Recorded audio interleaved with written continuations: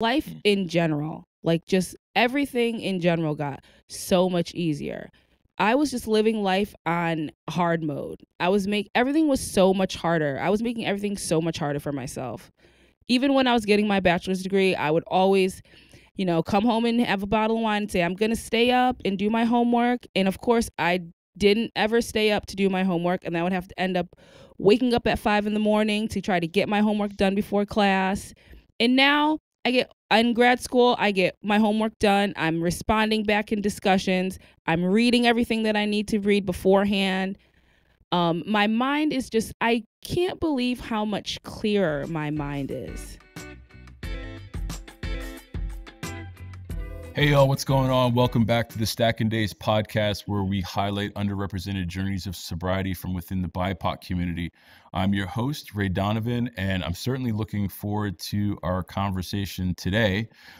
We have Stephanie joining us to share her story of struggles and triumphs over alcohol. And, for anyone who's listened to any of this show, in past episodes, you'll know that I applaud anyone who kind of faces their own vulnerability, because I know firsthand how challenging that can be. So I want to first and foremost commend Stephanie for reaching out to Stacking Days to proactively share her story. I was very, very happy to see her note hit the inbox. So I feel like we have a lot of similarities in that Stephanie's also a parent. She's had to navigate her personal and professional endeavors while also addressing the role and hold that alcohol has played in her life. So with that, let's get right into it. Stephanie, welcome to the show. Thank you so much for having me on. I really appreciate it. Absolutely. So let's go back to the beginning here and start this conversation the way I like to start a lot of these conversations, in that how did your relationship with alcohol begin? Let's get into the roots of it all, and then we'll just have an organic conversation all the way through.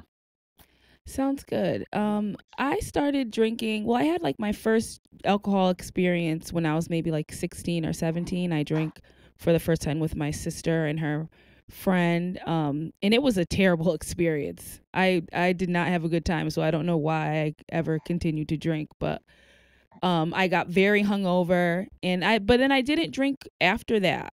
I didn't really start drinking socially or continuously until I got like after I was 21, way after I was 21. And it didn't really, alcohol was kind of always in the background. I'm from a small town in Connecticut, so there isn't much to do out there. So everyone usually is you're always drinking before you're 21 for sure. There's always somebody that can get you alcohol, or someone's parents that you can steal alcohol from. So, there was always a way to get it, but it didn't really become an issue until I was 30, until after I had my son. That's when alcohol really became a problem for me. So, I mean, that seems like a lot of folks that I talk to, and you probably have heard this as well. I mean, we start drinking at a very young age. Seems like it didn't become even something that you dabbled in until later in life. Right. What was kind of the impetus for that post, you having your son? What kind of opened the door for you to say, like, okay, I'm going to start drinking more. It's now becoming part of my go-to. Well, I totally fell into the mom wine culture. I welcomed it with open arms. That was always everyone's suggestion as well. When you become a first-time mom and you're stressed out or whatever, people always like, have a glass of wine, relax with a glass of wine. Whenever you get together with other moms, you're usually getting together and you're having wine or you're having drinks. Even if you're trying to do something else, if you're supposed to be, a book club, it always ends up turning into just you drinking wine, or going out to brunch with other moms. It always ends up being a ton of mimosas. So it was just the stress of being a parent and not really knowing how to handle that stress in any other way. So I just drank. That was just always if I was happy, you drank. If you got sad, then you drank. If you were upset, then you drank. That was just always my go-to, my way to escape. Yeah. I mean, I can't empathize with that because I'm a father. So daddy wine culture doesn't necessarily apply, but I do remember early on in having, my first child, decompression at the end of the day is Right. important for, Mhm. for a stressing parent. And I mean, had already been drinking at that point, but I think what being a parent did is like it brought me indoors, like as opposed to like going out to the Right. bars. I Mhm. was probably at home with my bottle of wine more Mhm. so than at the bar with my, For sure. beer and whiskey. But certainly didn't help at all. Right. So so from that standpoint, I can feel where you're coming from. At what point did you start to get to a place where it started to become more than just kind of cultural and more so, okay, this has become habitual now and potentially even problematic? I noticed it at first in 2021, like right after the pandemic started. My boyfriend, he does like dry January every year. Hmm. And when we first got together and he did dry January, I was just like, first of all, I was like, why would you even do that? Why would you stop drinking for a whole month? Like, who does that? And so when he was doing it, so I wanted to do it too. And it was really hard. And I was like, Hmm. this is a lot tougher than I thought it was going to be. Like, I didn't think that not drinking for 30 days was a big deal, but it was like, not physically, but like the mental, like the Hmm. habit. Every day I get off of work, I would go get a bottle of wine and like make dinner and help my son with his homework and do like it was just the habit of doing it. And so not doing it was just like I didn't know what else to do with myself and I just white knuckled the whole 30 days.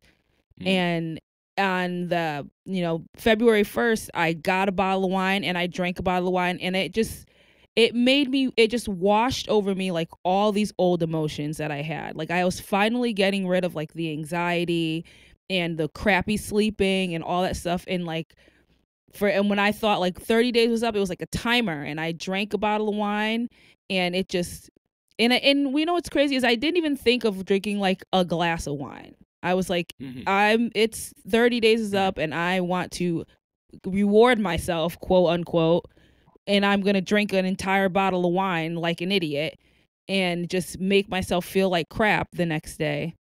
Hmm. And that's when I was like, this is not okay. But that didn't I just kept going. It was like once I started drinking again, it was like a freight train off and Hmm. running. Did your boyfriend join you in that bottle of wine, or was that more your own personal reward for the 30 days That of was just like my own personal thing. Like for him, he's a quote unquote normie. Like he can drink or not drink. Like he's really into whiskey, but he likes Mhm. like the taste of whiskey. Like he likes the process of how it's made. Like he's into that kind of thing. So Mhm. he has like a bunch of alcohol at his house that he just has like on display. And for me, that is like there is no way that I could ever do that. If I had all those bottles of alcohol, I would just drink them just because they're there, just because I don't have the control to stop drinking once I start drinking. Mm. And I don't mean like even in the day. I mean like days after. If I have one drink today, then I want to have one drink tomorrow and I want to have one drink the next day and then I want to have two drinks the day after that. And then it just slowly built its way back up. After that Mm. 30-day break, it was just like it slowly built its way back up. And then after a while, like even after 2021 and 2022, I was like, I'm not going to drink wine anymore because there's so many calories in it. And I'm going to switch to vodka, which is like a terrible idea. Yeah. But in my mind, I was like, I want to be able to not drink as much, but still get drunk. But you know what I mean? Like save, Mhm. quote unquote, save money.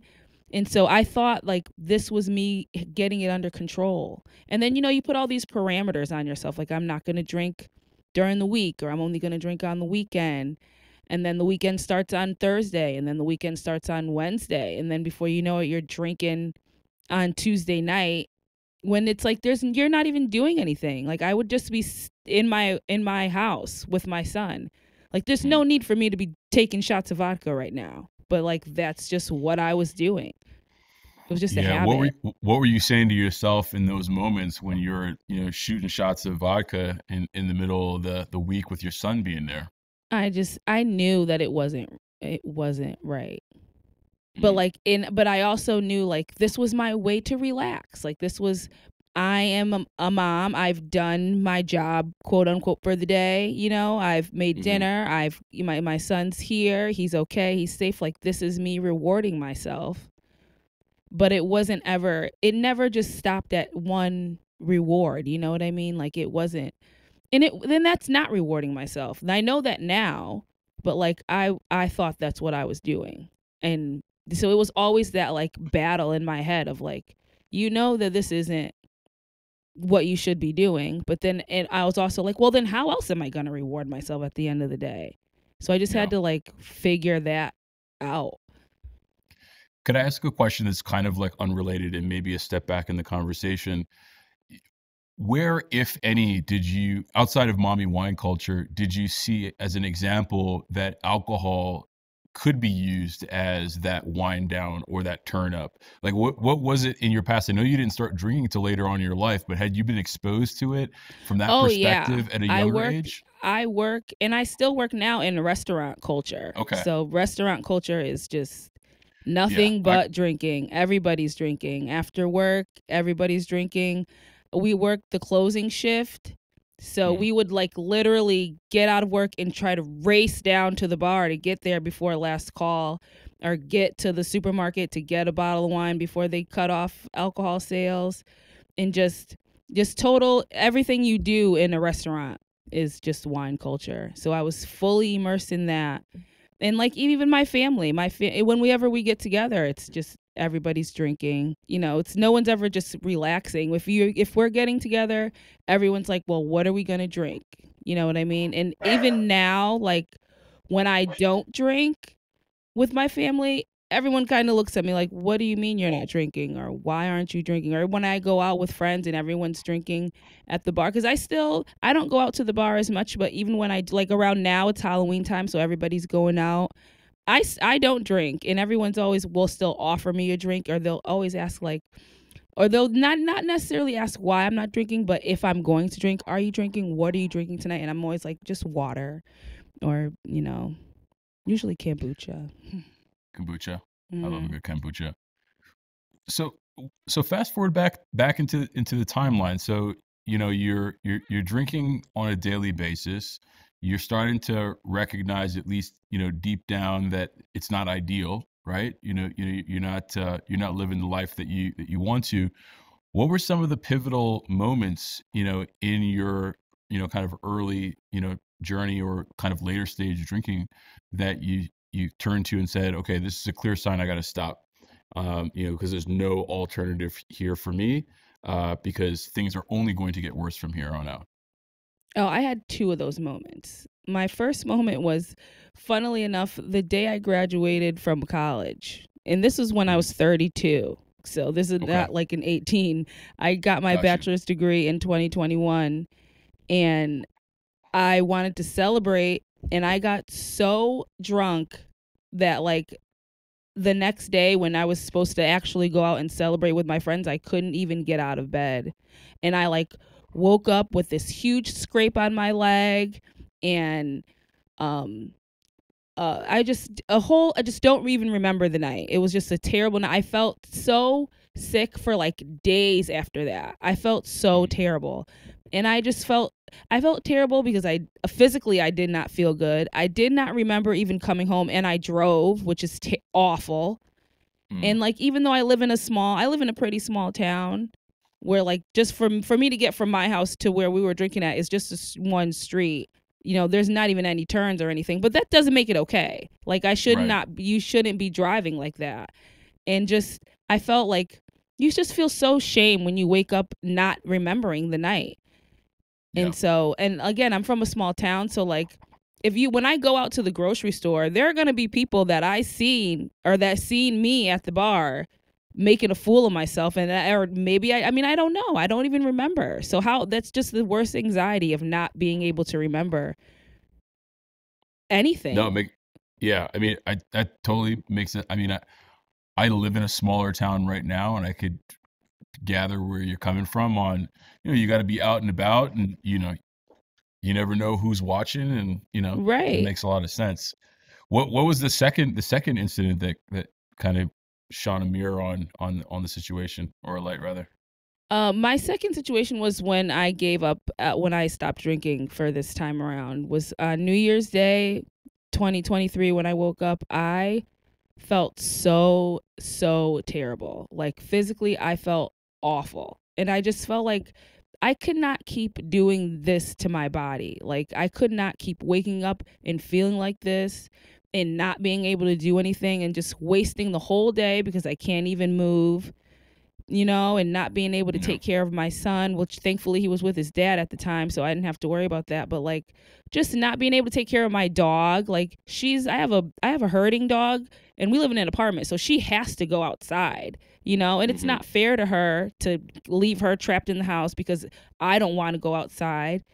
And then just she's my emotional support dog, so she can tell when like I don't feel good, and then she doesn't feel good when I don't feel good. So I just don't want to put that on her. And I just felt like I could not keep this. I don't know. My mind was just so messed up. I was just not confident in myself, not confident in what I was doing. I was ashamed of the things that I was doing. Like I just was not being the mother that I could be, the mother that I should be. I was just really giving my son like a real mediocre life and I knew that I could do better. I'm not rich, but I can give him a pretty good life. I work 2 jobs. Like I can give him a good life. And I was not doing that. And I just was not doing the things that I should be doing. And that's not to say like as a mother you should be doing, so much and that I'm better than other mothers, but like when you know better, you do better. And I know better, and I was not doing better at all. I was really, excuse my language, but I was doing everything like half-ass. I was half-assing life. I was doing things to just barely get by, to just keep the wheels on. And that's not a way you want to live life. Like you want to flourish in life. And I was not flourishing at all. What about these two experiences differed for you though than maybe the handful of other experiences where you woke up with a debilitating hangover? Because I've also been there where it's like, you kind of have these like multiple like rock bottoms, so to speak, before you get to a place where you're like, okay, I need to make a change. Like, what was it about these experiences for you that differentiated them? Oh, what's up, little man? Say hi. That differentiated them from the other experiences that you had come into contact with? Or did it just get to a point where it was just so undeniable that that you had to like listen to the reality of it all? I'm just curious. Well, that first time, what really woke me up was because I really was, that night I was really trying, because we were supposed to go out on Saturday night, like to really celebrate. So Friday night was just like kind of like supposed to be a precursor. And I was like, I'm just going to go out and have a couple of drinks, then I'm going to come home. And that like legitimately was my plan. And that did not happen at all. And that's when I was like, every time I try to do this, it doesn't work. Like it's repetitive. I kept trying to moderate, and the moderation just was not coming through, no matter how many times I tried.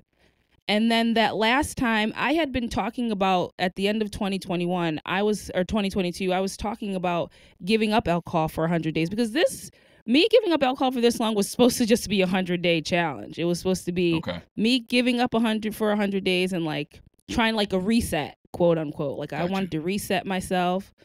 And so I was talking about that at the end of 2021 or 2022. And I was like, in 2023, I'm going to go without. But then when I woke up on January 1st, I was like, this is not something that I can keep doing. And then it slowly, like, I remember that hangover. Like people say you forget the hangovers. I remember that like it was yesterday. And I do not ever want to feel like that ever again. I never want to be in that mental space ever again. I feel like that person is a whole different person. Like it feels like night and day from where I was, and I never want to go back there ever again. I was in such a dark, not like where I wanted to harm myself or harm anybody else, but like when I grew up with my grandfather, and he just was always instilled in me to just be confident, to work for yourself, to be hard, and I always had that confidence, and it was gone. It was just not there anymore. And I knew what I wanted to do, and I just couldn't do it. I tried. I was really trying to do those things that I wanted to do. I was trying to lose the weight. I tried to get into grad school, and I got denied. And you know what's so crazy is when I look at the application that I used to fill out when I was drinking, it is a terrible application. But in my drunk brain, I thought, like, this is good enough, because that's all I was wanted. It was good enough. And to get into grad school, you have to be good. You have to be better than good enough. They're not taking people who are just good enough. Yeah. And I stopped drinking, and I got into grad school, and I'm in grad school now, and it's just like, if I wanted to do the things that I wanted to do, I could not keep drinking. It was just like, it wasn't working out. It just wasn't happening. And I had tried everything else. You know what I mean? Like, I had tried all the diets in the world. I had tried all the reading to try to get myself ready for the application, and nothing worked. I just was like, I just have to stop drinking. It just has to stop.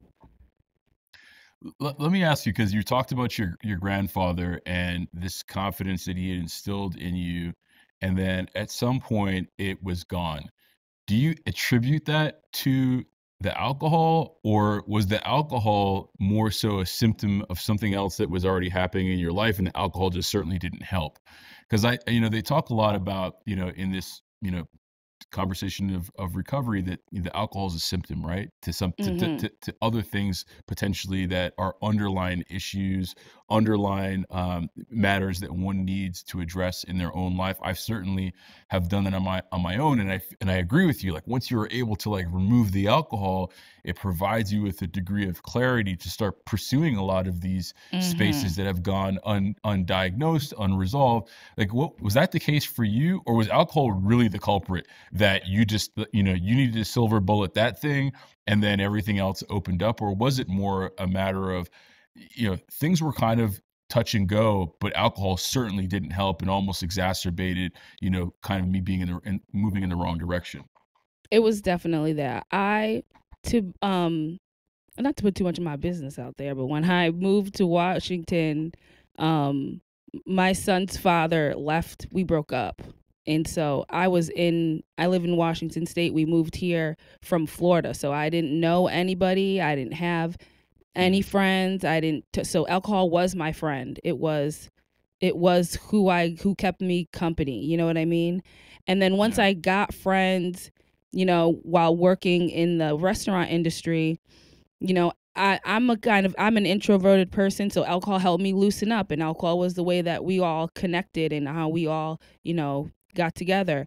And alcohol was like my freedom. Like, when my son goes with his father on the weekend, that was my time to be free. That's what I thought freedom was. I thought freedom was being able to drink as much as I wanted to, and be as, do whatever I wanted. And that's what I thought I wanted to do, was to get drunk. But that's not what freedom was at all. That was me being an idiot.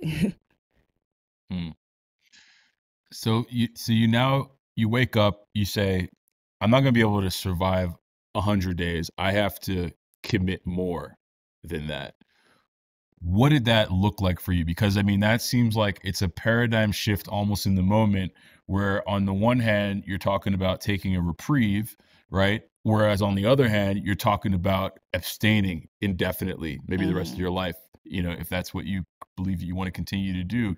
Like, how did you start pursuing that? What are some of the tools that you turn to in order to fortify, your early self in sobriety, and some of the things that you turn to even to this day to stay on your path? I use a lot of social media. Social media has been like my AA. Like, if I need a confidence boost, or if I need guidance or hope or anything like that, I go to social media. And whether that be like on Facebook, I'm part of the Sober Cafe Facebook group, and it's just everyone in there trying to be sober. And it's people from every different step of sobriety. People from day one, people who have been sober for 30 days, people who have been sober for 30 years, people who have been sober for years and then have gone back and have come back to sobriety. You know, just people of all different walks of life. It has been really good to be able to just have that kind of my tribe. Like, I found my tribe where I can go there and like flush out whatever it is that I'm feeling, and someone's gonna be able to talk to me about it and understand where I'm coming from.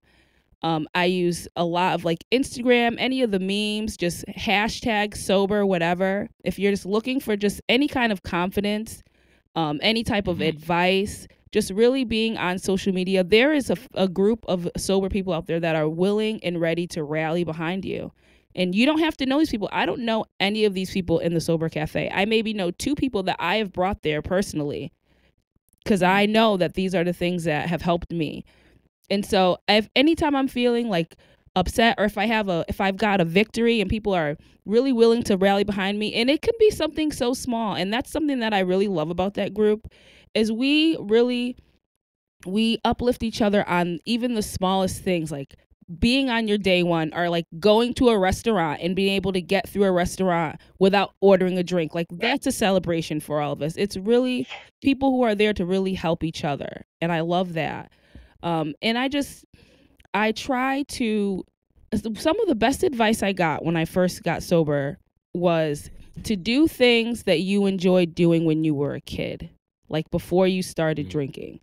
And so I took that and I ran with it. And so when I first got sober, I did so many puzzles upon puzzles upon puzzles. And it keeps your mind busy. You can sit and do a puzzle for hours, because a lot of us have like a witching hour.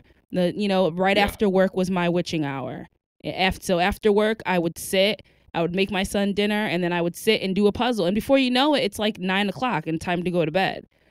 So you just kind of keep doing things like that. Draw. I walked my dog so much. I've taken her on so many walks just around our neighborhood. And then after I was like, I'm tired of walking around our neighborhood, I downloaded the All Trails app, and we've walked to so many trails. And Washington State is a great place for outdoor hiking. So there's a million places to hike. We've hiked at Mount Rainier. We've hiked at Rattlesnake Ledge. We've hiked so many different parks, and once you find something, you just keep finding things that you like to do and try everything. I'm like, try it all. There's no way. I'm in ballet. I've never taken ballet a day in my life. Oh, that's but awesome. They were offering ballet at the dance studio in town, and I was like, I'm going to take ballet. Why not? And I love it. It's so much fun. And there are women there from all different classes who have never taken ballet either. And you just keep trying different stuff. And that's the way I am now. I keep trying. I want to try as much stuff as I can. I love that. You're just kind of putting yourself out there and experiencing, a certain degree of novelty and newness. Yes. Sounds like a lot of your experiences. I want to touch on a few points, like kind of like larger buckets here. One is, do you ever find yourself in kind of moments where your sobriety is being challenged? Like, I've also worked in hospitality, in restaurants, in bars, in my past, my history, and I know how challenging those environments can be. I can only imagine how challenging they are when you're trying to navigate them soberly. Like, how do you do that? And do you find yourself constantly coming up against, scenarios where your sobriety is being challenged, or is it kind of just all out there and your colleagues are just supportive and protect your sobriety just as much as you do?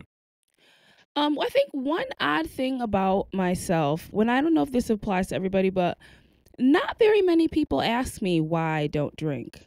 And I think that was like, when I was first started getting into sobriety, that was like a big thing that people always said. Like, people always ask me why I stopped drinking or why I'm not drinking. And I've thankfully been around my coworkers. Nobody ever, I talk about I don't drink at work. So nobody ever tries to get me to drink, or nobody ever asks me why I drink.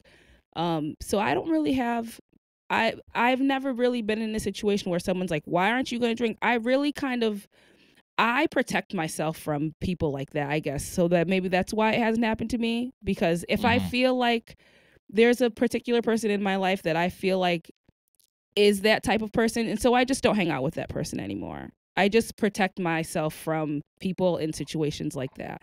And if I'm in a situation like that, like when I went to last month, we went to go see Beyonce, and everybody was drinking. Of course, it's a concert, and you want to have as much fun as possible because you're going to see Beyonce.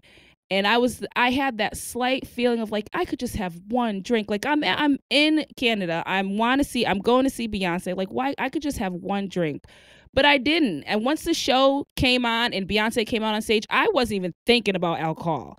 I had such a good time at the show, and after the show, I was so happy that I didn't drink, because the show was like 2.5 hours long, and I was already getting sleepy at the end, even though like we were there. So I didn't even need, and I remember the whole concert, and I had so much fun. And I was able to get a lot of it on video and take a lot of pictures, and just, I remember the whole thing. And so I always try to use that playing the tape forward tool. Yeah. I always try to use that. I always tell myself, like, if it's not going to stop at this one drink, and this drink you're going to feel good for maybe about 20 minutes, and then you're going to feel like crap. And then you're going to feel like crap tomorrow, and then you're mentally going to feel like crap. And it's just going to undo all the things that I have worked so hard in these last 10 months to build up. And I don't want something so stupid as alcohol to take that away from me. Yeah. I don't think Beyonce would have wanted that either. No. Probably not. 297 days in at this point today, right? So congratulations to you. I think that's fantastic. I wanted to talk to you about, about motherhood, frankly, and, what it has meant to you and to your son to now continue to pursue your life of sobriety. Like, how has it allowed you to show up in a way that you were not showing up 270, 98 days ago, for example? What does that look like for you? I'm just able to like do more for him. I just took my son to Las Vegas for his birthday. And that was something that like I would not have been able to do. The mental capacity, I would not have been able to just the planning, everything that it took to go into planning the whole thing, and the traveling and the saving the money and all the stuff that we did, so much stuff while we were there. And just, I would not have been able to do that. I'm able to just be there for him and actually do stuff, and like, and come through with my word. And like, when I say I'm going to do something, we actually do that.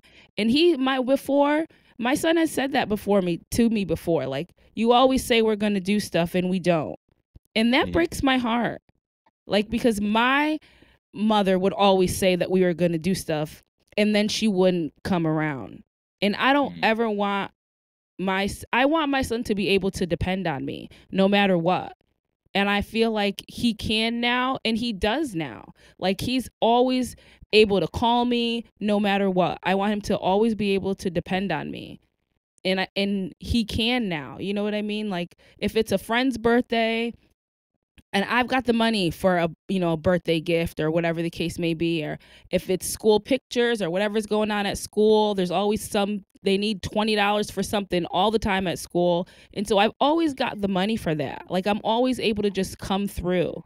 And I know that, like, kids, they don't need a lot of stuff, but they want a lot of stuff. And like, that's just part of being a kid, and I don't want him to have to go without just because I want to drink. Like, that's not a reason for him to not have a new pair of shoes, or not be able to go to a friend's birthday party, or have a new bike or something. Like that's not an excuse for him to not have those memories because I want to drink.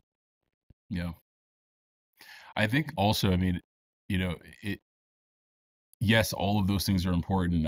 I feel the same way when I think about, my kids, but also just at like a fundamental, like basic level, like your kids just want you to be To present, be right? there, right. They want you to be there, and I think that that's something that is even in some of the most like new, like seemingly like seemingly like easily passing moments that I experience with my kids that are so small, but Right. I recognize it in the moment that Mhm. I'm there, and then I get this like warm feeling in my chest. Mhm. Is I wouldn't trade that for the world, and it sounds like you're getting a lot of that with your son too, because you said he's 9, right? Yeah. So he's not a baby necessarily Right. anymore, and he can experience life as his own like actualized little Mhm. person. So yeah, that And I makes know that sense. like those times of him like wanting to be around his mom and stuff are gonna be gone. I always say like one day he's gonna go into his room and he's not gonna come out.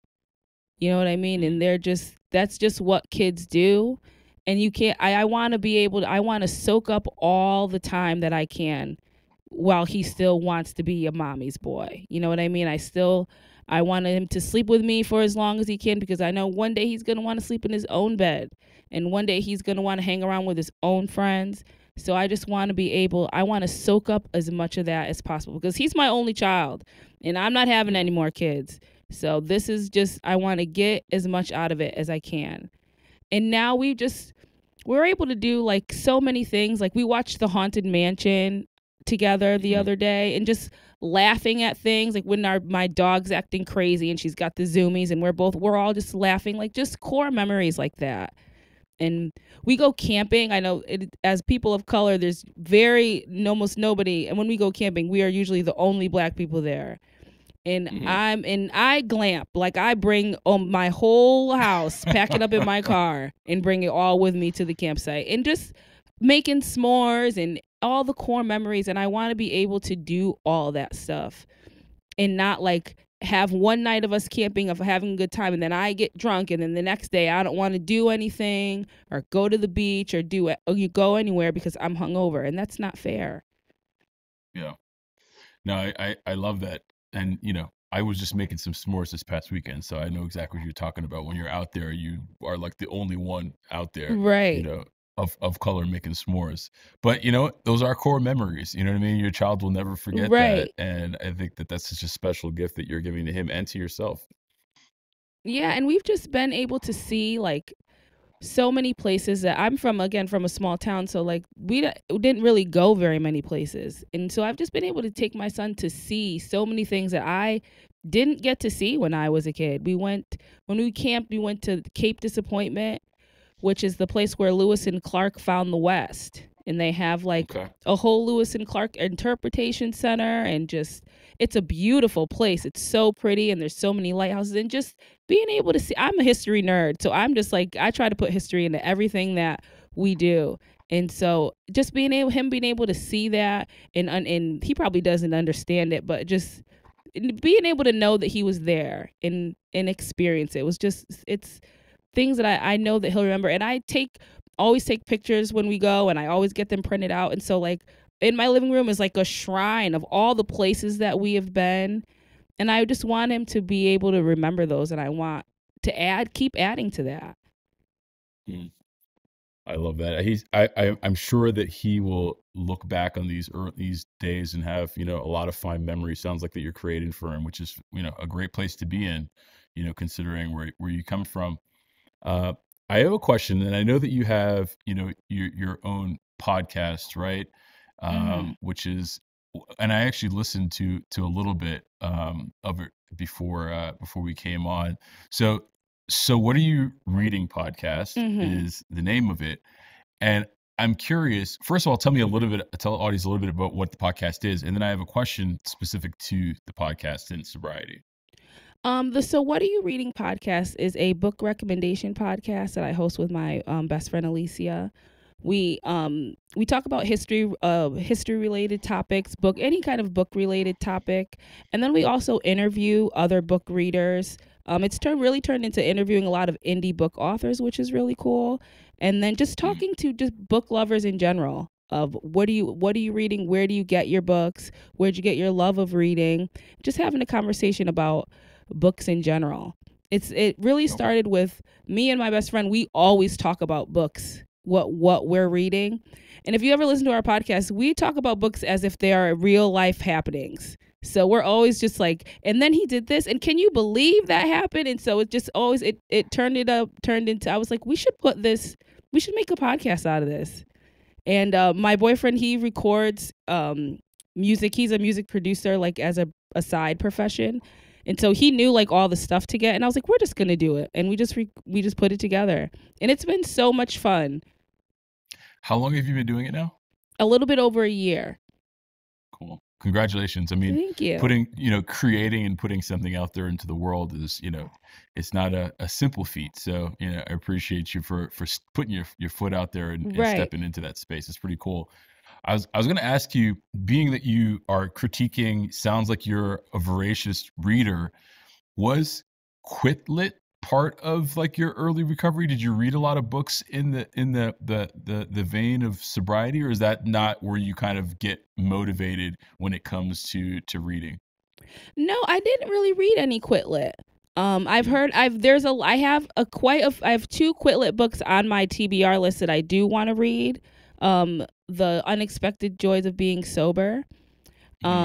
I do want to read that, and I want to read This Naked Mind, because everybody always recommends that book. And so I listened to her podcast, or I've listened to a couple of them, and I've watched a couple of her videos on YouTube, and she is very informative. And the way that people react to her book is always really fun. And you're like, can you believe that alcohol does this to people? I did not know. And then she like really breaks it down. So but I didn't really read any Quit Lit. Yeah. That is actually a really good one. I read that as part of my early sobriety days. Just curious though, because I feel like that is so much of like an emerging genre when it comes to like, literature specifically.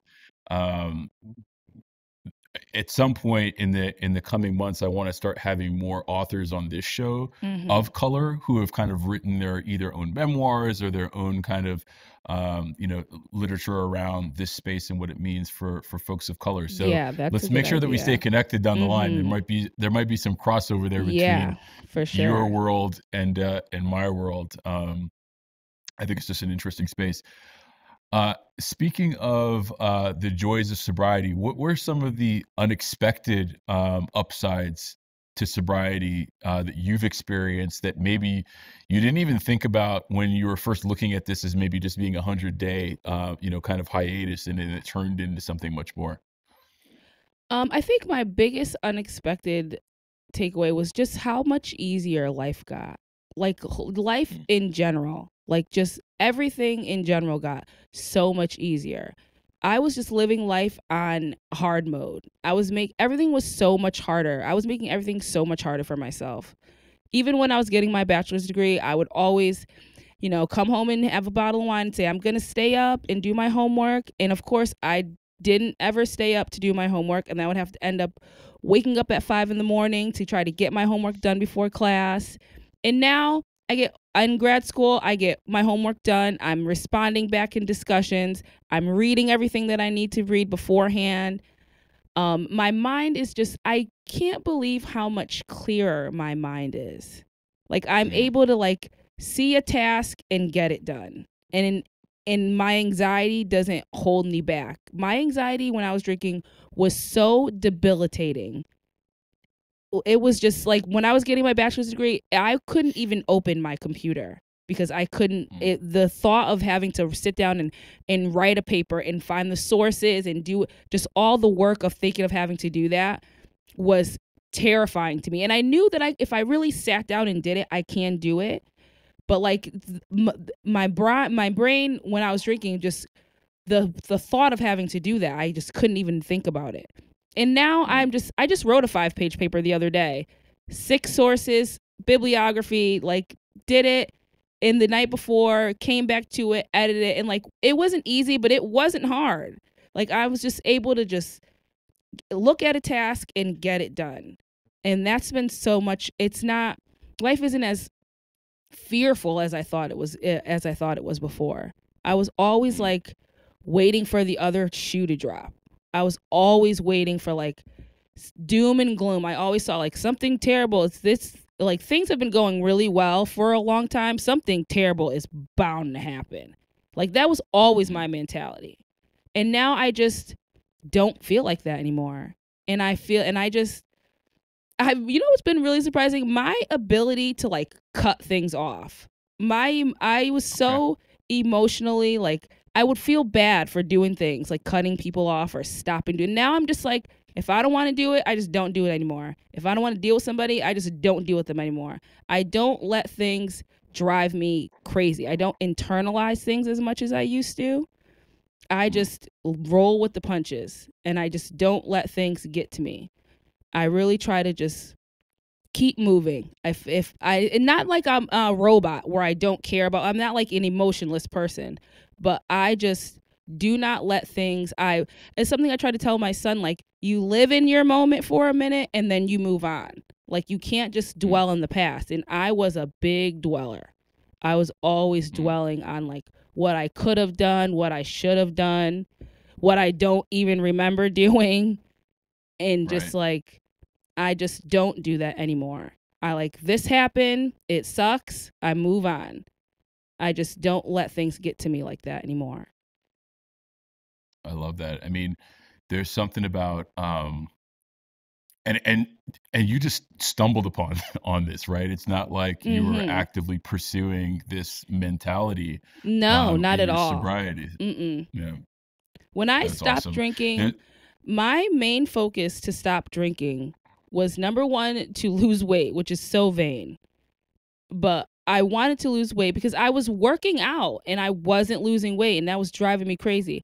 But like my second focus was just like to stop. My life was like a roller coaster. Like it was always up and down. Something was just always happening. It was always so chaotic. And I just wanted that to stop.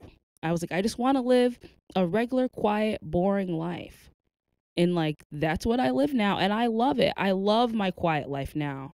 I love just like waking up, and not that it's boring because I'm always doing something different. You know, I'm when the weekend comes, like I'm going on a different hike, or when it's warm outside, I do a lot of paddle boarding, or when, you know, I take my dog for different walks, or we just went to this event called the Night Circus, which was a circus that everybody got together over this book.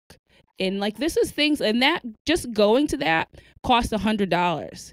And that's something that I wouldn't have even been able to afford to go to. And I had so much fun there. I had such a good time, and I didn't drink, and everybody else was drinking. And that's been another good thing. Like, I love being a sober person in a sea of drunk people. Just watching everybody and just being like, I can't believe I used to do that to myself. And just, that's something that's been so reassuring to me. Like when I see people like that, I'm like, I'm so happy I'm not you. And I'm not to say that like to knock anybody who drinks, because if you drink and you can handle it, or if you drink and you can't handle it, if that's your life. And that's something I always tell people, like my not drinking is my thing. It has nothing to do with anybody else. I can still hang out with people that drink. I just don't drink. It's just, I just don't want to do that anymore. Yeah, seeing people drink is one thing. Knowing how they feel the next day is also another thing, right? To know that like I don't have to like worry about what you're going to feel like tomorrow. Makes me feel pretty good about the decisions that I'm making for myself. I got two more questions for you as we kind of round this conversation out.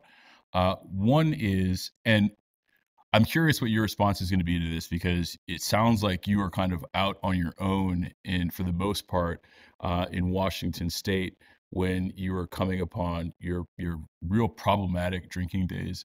But the one question that I have is, when you were really, really struggling, how would someone have around you have known that you were struggling if you didn't tell them explicitly?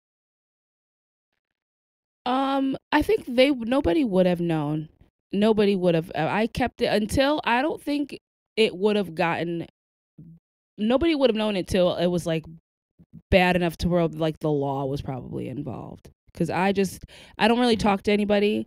My son's father lives like 45 minutes away, so he's not over here. So until something happened to where like it's where the law got involved was where it would have been. And I didn't want it to get that way. I didn't want to like crash my car and then even when you crash your car, when it's your first DUI, like you can figure a way out of it. You know what I mean? And you can make it so that you can be like, well, I'll just get another car and kind of move on from that. But like, someone's going to ask why you crashed your car. No, you know what I mean? Like the government's going to know, but like in my circle of family and friends, they're going to want to know like why I don't have a car anymore. And, you know, like, why does Robert need a ride here? Didn't you have a car? You know what I mean? Like, I'm going to have to explain that to someone. And people are going to, even if you lie, people are going to figure it out. And so I just had to, I had to stop before it got to where the law was going to get involved. No, I hear you on that. And I guess that makes, actually, I'll add one additional question into this round out. Now that, so, you know, you obviously, you know, we're kind of on a solo mission, you know, so to speak, in pursuing your sobriety. Now that you are sober, and for the folks that, you know, who are maybe relatively close to you, are they surprised now that you are sober, that you felt as though that you had an issue large enough for yourself that you needed to pursue sobriety? Yeah. Is that something that they're kind of like taken aback by? I mean, everybody was genuinely surprised when I told them that I wasn't going to drink anymore, because they were like, I mean, why? I just graduated from college in 2021. Like, people are like, why would you just graduated from college? Like, why would you stop drinking? It doesn't seem like you have a problem. Like, I work 2 jobs. I work 7 days a week for like 8 months out of the year.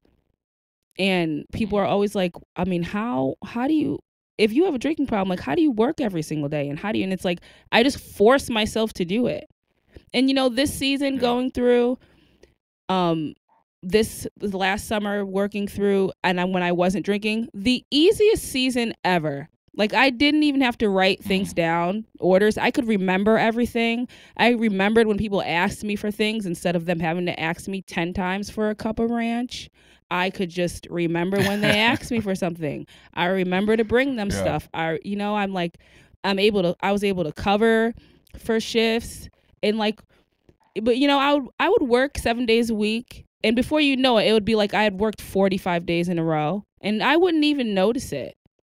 And not to say like I wouldn't recommend other people doing that, but like when I was drinking, that would put such a toll on my body. Like by the end, by maybe 3 weeks in, I would be like, I need to sleep for an entire day or I'm going to pass out. But now it's just like, it doesn't even bother me anymore. I have so much more energy because I just am not beating myself. My body's not working overtime to try to heal up all the damage I'm doing to it all the time. Yeah. I mean, it is pretty remarkable how abusive, you know, that substance is on the body. I mean, just from the inside out. Yeah. Just it's corrosive. Last question I have for you is, so for someone who's sitting there, you know, maybe listening to this, maybe just, you know, listening to another podcast, or at a point in their life where they're starting to evaluate their own relationship with alcohol and saying to themselves, I need to do something differently this time around, but I don't necessarily know what to do. What would you suggest to that person? I would suggest trying every single option that you have. If AA doesn't work, try something else. If that doesn't work, try something else. Just keep trying. Don't give up. There is a way to get sober. You just have to figure out your way. And everybody's way is different. You know, some people are like, I can't do it alone, but I did it alone. And some people are like, I have to be in AA, or I have to do this. You just keep trying. Don't give up. You just have to keep and try every minute. Don't look at, I feel like a lot of people, when they stop drinking, they think of like forever. And you just can't think about forever. You have to just think about today. Think about what's in front of you right now. And that helps me a lot as well. I don't think about not drinking forever, because you're not going to be alive forever. You might not be alive 10 years from now. So you're thinking about something that might not even happen. You just have to think about right now. And think about, like, do you want to be able to remember and look back at a life that you could be proud of? And I want to be able to remember my life and remember the things that I do. And you just have to keep trying. Even if I'm in the sober cafe, there's people who are like, I'll get a week and I start drinking. I just can't. And you just have to keep trying. You will get it. You will start to stack your days. Your days will start to stack up. You just have to keep trying. And don't look so much at the number. I think a lot of people focus on the number, but if you get 10 days and drink and then one day, you do drink, that one day doesn't cancel out the 10 days that you've been sober. So you just keep trying. That's my best advice to anybody. Don't give up. Don't give up on yourself. The world is going to give up on you. You cannot give up on yourself. I always say that to my son. You can't give up on yourself. There is nobody is going to do for you. My grandfather used to say this to me. Nobody is going to do for you the way you do for yourself. So it doesn't matter if you have a support system or not. You have to want it and you have to do it. And you just cannot give up on yourself. I love that. Don't give up on yourself. And, sometimes that's, it's easier said sometimes than done, surely. But I feel as though there are enough examples out there that you can look to say they didn't give up on themselves and look where they are today. I'm not going to give up on myself and I'm going to find my way. I think that's extremely powerful. Stephanie, thank you so much for spending some time today to sit down and chat with me about your journey. I really do appreciate it. Thank you so much for having me on. I apologize for all the chaos in my background. It's all good. We live in a chaotic world. You know what I mean? We're just trying to make sense of it all half the time. But let's stay in contact. I'll certainly shoot you. Oh, before we leave, could you just let people know where they can find you? I want to make sure that if we got some bookies in our audience here that they can find your podcast. Oh yeah, we are at the So What Are You Reading podcast on Instagram. We are at the So What Are You Reading podcast on Facebook. You can find the So What Are You Reading podcast on all platforms: Apple, iTunes, Spotify, Google Podcasts, Amazon Music, all the good stuff. And if you want to be a guest on the show, if you go to our Instagram, there is our link tree in there. It'll bring you to the questionnaire, and you could be a guest on the show. And anybody is welcome to be a guest. If you've read one book, you're a book reader, and we are welcome to be a guest on the show. Awesome. Thanks, Stephanie. I appreciate your time. Thank you. I appreciate you guys listening to the Stacking Days podcast. I hope this episode added value to your recovery and wellness journey. Before we go our separate ways, let's connect on social. You can find us on TikTok and Instagram at Stacking Days or via the website www.stackingdays.com. By supporting the show, you can play a direct role in amplifying people of color in their pursuit of recovery. The easiest way to do that is to subscribe or hit the follow button. This way, you'll never miss an episode, all while playing an active part in creating the ecosystem where diverse voices and healing matter. This show is for the purpose of education and connection and is not a replacement for therapy or recovery care. For more information on the resources and support available, take a look at SAMHSA and some other resources shared in the description. Until we meet again, be well, one day at a time.